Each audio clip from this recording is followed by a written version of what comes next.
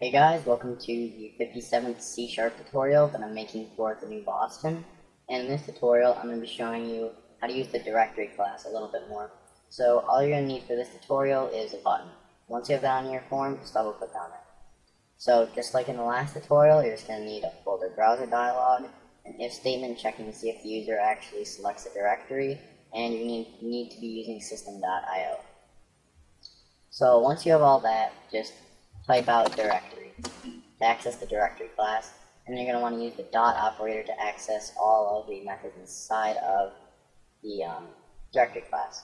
So the first one that I'm going to show you is the get creation time method, and what this will do is it will just it says right there, it gets the creation date and time of a directory. So if you wanted to know when a certain directory was created, you can use this method to get that. And it just says the path to the directory, so we need to pass in a parameter for the path to the directory that we want to get the creation time of. And we're going to have it be the folder browser dialog selected path, or whatever the user selects in the folder browser dialog. And we're going to want to display this in a message box. We're going to do message box show, and we'll just show this in the message box. And right here it says it returns a date time variable, and there's a variable called date time. And we haven't really looked at that at all, but we're going to look at that in later tutorials. So for all you're going to really need to know for right now is just use the .toString method to convert it into a string so we can view the date and time. So now when we click this button, we should get a folder browser dialog. Yep, I'm just going to navigate to my test folder right here. Click OK. We should get a message box showing the date and time that it was created. Yep, and I created it last night for, I don't know, one of the tutorials.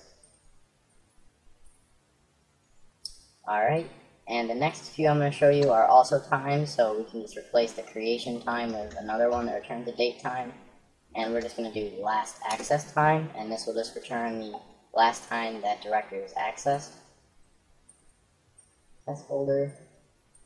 Yep, last time it was accessed.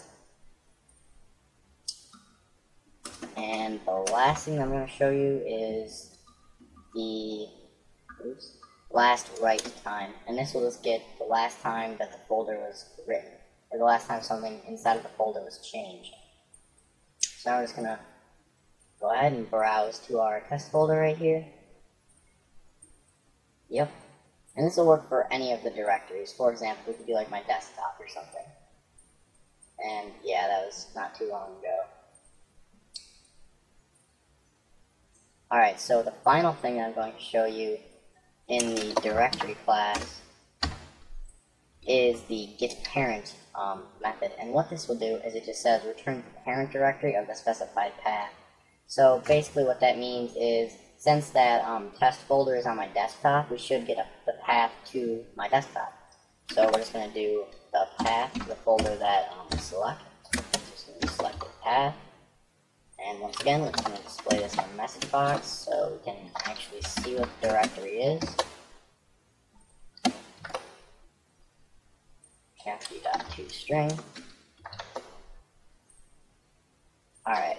So, since we're going to select my test folder, and it is on my desktop, as you can see right here, we should just get the path to my desktop.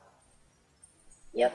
And if we were to select something inside of this test folder, like this directory, we should get test folder. Yep. If we were to select, I don't know, my desktop, yep, it's inside the Atom folder. So, that's pretty much it for this tutorial, so see you guys.